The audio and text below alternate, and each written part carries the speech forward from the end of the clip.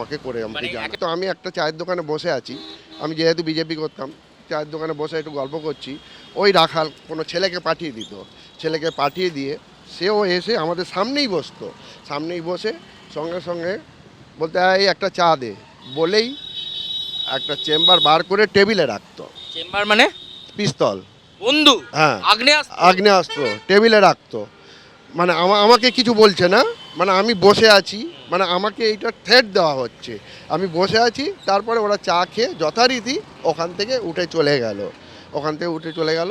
তখন আমি এদেরকে বললাম, বললো ওটা তোমাকে থ্রেট দেওয়া হলো যে তুমি যাতে বিজেপিতে না যাও। এরকম ওপেন আগ্নেয়াস্ত্র নিয়ে কেউ ঘুরতে পারে নাকি? অগ্নেয়াস্ত্র তখন একদম পুরো ওদেরই জামানা, ওদের হাতেই পুলিশ, ওদের হাতেরই শাসন। ও- ও তখন তো কিছু করারও নেই, বলারও নেই। তখন আমরা কিছু বলতেও পারতাম না। টেবিলের উপরে বন্দুক রেখে চা খেয়ে চলে যেত, মানে আমাকে দেখানো হতো। যে কোনো দিন এটা গুলি কোনো দিন দেবরাজ চক্রবর্তী, অদিতি মুন্সি, এদের এলাকায় কিরকম প্রভাব ছিল? এদের খুব তোলাবাজির প্রভাবটাই বেশি ছিল। আর এরা সবচাইতে, আমি আমার ব্যক্তিগত হিসাবে বলছি, আমি যে বিজেপিতে আসাতে আমার অনেক কিছু ক্ষতি হয়েছিল। এমনই ক্ষতি হয়েছিল যে 2021-এ যখন আমি বিজেপিতে ওপেন হয়েছিলাম, তখন আমার ছেলে এবং জামাই ব্যবসা করতো। তাদের এসে এই তেঘরিয়ার মধ্যে কিছু গুন্ডা বাহিনী, তার নামও হচ্ছে বিশাল। তখন আমাকে ঢালিপাড়াইতে বিশাল বলে একটা ছেলে, সেও আমাকে, আমি একা ছিলাম বলে আমাকে টেনে তুলে নিয়ে যাচ্ছিল। কিছুদিন পরে ওই বিশালকে রাত 12টার সময় আমার জামাই ধরে যে তুমি আমার শ্বশুরকে কি করেছিলে। তখন আমাকে ফোনটা দিয়ে দেয়। তখন আমাকে যখন তুই করতো, তখন আমাকে বলছে জেঠু আমার খুব অন্যায় হয়ে গেছে, আমি তোমাকে তুলে নিয়ে যাচ্ছি, আমার এটা অন্যায় হয়েছে, তুমি যেখানে বলবে সেখানেই যাব, আমি সেখানেই কান ধরে আমি ওঠবোস করবো, আমি করবো, আমাকে ক্ষমা করে দাও। আমার জামাই আমাকে এইভাবেই ওই রাত 12টার সময় আমাকে ওই ফোনটা আমাকে করে আমাকে জানে। তো আমি একটা চায়ের দোকানে বসে আছি। আমি যেহেতু বিজেপি করতাম, চায়ের দোকানে বসে একটু গল্প করছি। ওই রাখাল কোনো ছেলেকে পাঠিয়ে দিত, ছেলেকে পাঠিয়ে দিয়ে সেও এসে আমাদের সামনেই বসতো।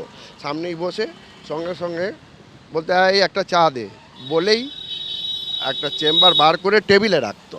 চেম্বার মানে পিস্তল, বন্ধু? হ্যাঁ, আগ্নেয়াস্ত্র? আগ্নেয়াস্ত্র টেবিলে রাখতো। মানে আমাকে কিছু বলছে না, মানে আমি বসে আছি, মানে আমাকে এইটা থ্রেট দেওয়া হচ্ছে। আমি বসে আছি, তারপরে ওরা চা খেয়ে যথারীতি ওখান থেকে উঠে চলে গেল। তখন আমি এদেরকে বললাম, বললো ওটা তোমাকে থ্রেট দেওয়া হলো যে তুমি যাতে বিজেপিতে না যাও। এরকম ওপেন আগ্নেয়াস্ত্র নিয়ে কেউ ঘুরতে পারে নাকি? অগ্নেয়াস্ত্র তখন একদম পুরো ওদেরই জামানা, ওদের হাতেই পুলিশ, ওদের হাতেরই শাসন। ও- ও তখন তো কিছু করারও নেই, বলারও নেই। তখন আমরা কিছু বলতেও পারতাম না। টেবিলের উপরে বন্দুক রেখে চা খেয়ে চলে যেত, মানে আমাকে দেখানো হতো যে কোনো দিন এটা গুলি কোনো দিন একটা আসতেই পারে। এবং আমার বাড়িতে দেবরাজ রাখাল মানে আমাকে ভালো চিনতো না, যেহেতু আমি চাকরিজীবীতে ছিলাম, তো আমাকে চিনতো না। আমার বাড়িতে পর্যন্ত গেছি, আমি রেখে গেছি। জীবনের ঝুঁকি নিয়ে এদের এগেনস্ট ঝুঁকি নিয়েই আমি নেমেছি। এবং একবারে আপনি যখন সেনায় কাজ করেছেন তখন শত্রুপক্ষের সাথে লড়াই করেছেন, এ তো ভেতরের শত্রু বলা যায়। একদম ভিতরে শত্রু। এবং ওল্ড যারা 80-90 বছরের যাদের, তাদের ভোট দিতে আমিই গেছি। তখন কোনো ক্যান্ডিডেট পাওয়া যাচ্ছিল না তাদের ভোট করানোর জন্য। তারা 5 জন সিপিএম পুরো ওদের হাতে বিক্রি হয়ে গেছে। একদম সরাসরি ওদের হাতে টাকা দিয়ে ওদেরকে বলেছে তোমরা আমাদের উপরে ফেভার করবে। সবই তো জানাশোনা, সবই দেখাশোনা। তার মধ্যে আমি একা গিয়ে তাদের সঙ্গে ভালোভাবে নিষ্ঠারভাবে ভোট করিয়েছি। ওল্ড ভোট, মেন পোলিং এজেন্টে বসার মতন লোক ছিল না, সেখানেও আমি মেন পোলিং এজেন্টে আমি বসেছিলাম আমার একটা ভাইপোকে নিয়ে। তারপরে তার মধ্যে 5 জন, আমরা 2 জন, তার মধ্যে আমার একটা বাচ্চা ছেলে ছিল, তাও আমাকে ভয় দেখাচ্ছে ওর মধ্যেই। তার মধ্যেও অনেক তোড়াবুড়ি নানান রকম হয়েছে, তাতেও আমি কাউকে কিছু করিনি। আমাদের এইসব ভাইপোরা, এই অভিজিৎ, সুরজিৎ বলেছিল তোমাকে যারা তুলে নিয়ে যাচ্ছে তাকে আমরা তুলে নিয়ে আসবো, এনে তোমাকে ক্ষমা চাওয়াবো। আমি বললাম দেখো ওকে কিচ্ছু করার দরকার নেই, তাহলে ওদের সঙ্গে আমাদের পার্থক্য কি, ডাকতে হবে না। এর মধ্যেই আমার ওই জামাই ওকে রাত 12টার সময় একদিন ধরে। দেবরাজ চক্রবর্তী, তার বাড়ি, যিনি এখন পুলিশের হাতে গ্রেপ্তার হয়েছেন, এবং তার গ্রেপ্তারির পরেই কিন্তু একাধিক চাঞ্চল্যকর তথ্য উঠে আসছে। 2 তারিখে রেজাল্ট হলো, হওয়ার বাদে আমার কমপ্লেক্সের সামনে এসে তারই কিছু লোক বলল যে বাইরে আসো। আমি এলাম, গেটের সামনে দড়ি পেঁচিয়ে আমাকে বলে তোকে তারের সাথে ঝুলিয়ে দেবো। এই যে দেবরাজ চক্রবর্তী তার বাড়ির সামনে আজকে দাঁড়িয়ে রয়েছেন, নতুন সরকার না আসলে কি এই সাহসটা করতে পারতেন? এখানে যে কজন দেখছেন তার মধ্যে প্রায় 70% এখান থেকে কাটা পড়ে যেত। যে বিপুল সম্পত্তি, সেই সম্পত্তির ভাগ কি একদম কালীঘাট পর্যন্ত পৌঁছাতো? একদম। দোলা সেন তো দাঁড়িয়ে বলেছিল তুলছো তোলো, 25% রেখে 75% পাঠিয়ে দিন। আমরা তো শুনেছি সেই কথা, আর সেটাই হতো। ওই 25%এই 1300 কোটি।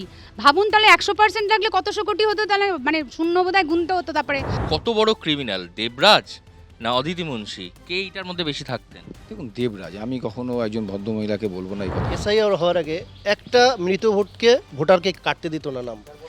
কারো দু জায়গা এমন একটা ভোটার ছিল যেটা একটা আমাদের পশ্চিমবাংলার খুব বিখ্যাত চ্যানেলে সেটা দেখিয়েছো, এক ব্যক্তির 6 জায়গা নাম। তোই না, প্রথমত 21 বিধানসভায় যখন ভোট হয়, তো ভোটের পরে আমাকে বাড়ি থেকে তুলে নিয়ে আসা হয়েছিল এবং এনে এখানে চমকানি দেওয়া হয়েছিল। বলেছিল ওনাদের যা ছেলেপুলেরা আছে তারা বলেছিল দাদা দেখে পাঠিয়েছে, আসতেই হবে। রাত্রিবেলা আমাকে অকথ্য ভাষায় গালাগালি দিয়ে এবং বাড়ি থেকে তুলে নিয়ে এসে এবং মারধরও করা হয়।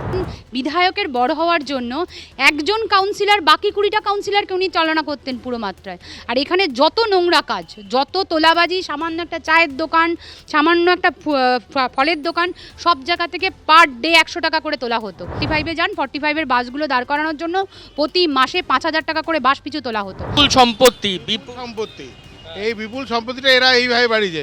প্রমোটার ক্যাশ টাকা দিল, সেই টাকা আবার প্রমোটারের নামে দিয়ে দিল। এই করে করে প্রমোটারের টাকা শোধ হয়ে গেল। প্রমোটারের বাদে তার বাদে প্রমোটার কি পেলো, একটা তলা এক্সট্রা বানিয়ে নিল। সামনে দেবরাজ চক্রবর্তী, তার বাড়ির সামনে আমরা দাঁড়িয়ে রয়েছি। একাধিক মানুষ রয়েছেন, তারা তাদের অভিযোগ জানাচ্ছেন।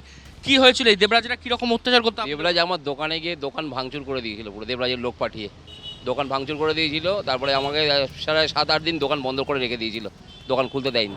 কেন বিজেপি করেছে, আমরা তো জিতিও নি সেবার। তারপরেও তাকে প্রথমে ধমকি দেওয়া হয়, সে বাড়ি থেকে বেরিয়ে গিয়েছিল, তাকে বাড়ি থেকে সরিয়ে রাখা হয়েছিল। তারপরে তার বাবা মাকে ডেকে, বাবাটা প্যারালাইজড, মা একটা ছাতুর দোকান চালাতো, লোকের বাড়িতে কাজ করতো, তাকে ডেকে নিয়ে এসে আশ্বস্ত করা হলো ছেলেকে ফিরিয়ে নিয়ে এসো, আমরা কিছু করবো না বলে ফিরিয়ে নিয়ে এসে ছেলেটিকে 4 দিন পর্যন্ত ঘরের মধ্যে আটকে রেখেছিল। টয়লেট, পটি, এভরিথিং ওই ছেলেটা ভয়ে ঘরের ভেতরে করতো, তার মা পরিষ্কার করেছে। সেই ছেলেটাকে একদিন রাত্রেবেলায় ডেকে তার মায়ের অ্যাবসেন্সে মেরে 12 ফুট ওপর থেকে একটা 5 ফুটের লোক কী করে নিচে কিছু একটা সাপোর্ট না থাকতে যেতে পারে। কোনো ছেলেকে পাঠিয়ে দিত, ছেলেকে পাঠিয়ে দিয়ে সেও এসে আমাদের সামনেই বসতো, সামনেই বসে সঙ্গে সঙ্গে বলতে এই একটা চা দে বলেই একটা চেম্বার বার করে টেবিলে রাখতো। চেম্বার মানে পিস্তল, বন্ধু, হ্যাঁ, আগ্নেয়াস্ত্র টেবিলে রাখতো। আমাকে দেখানো হতো যে কোনো দিন এটা গুলি কোনো দিন একটা আসতেই পারে।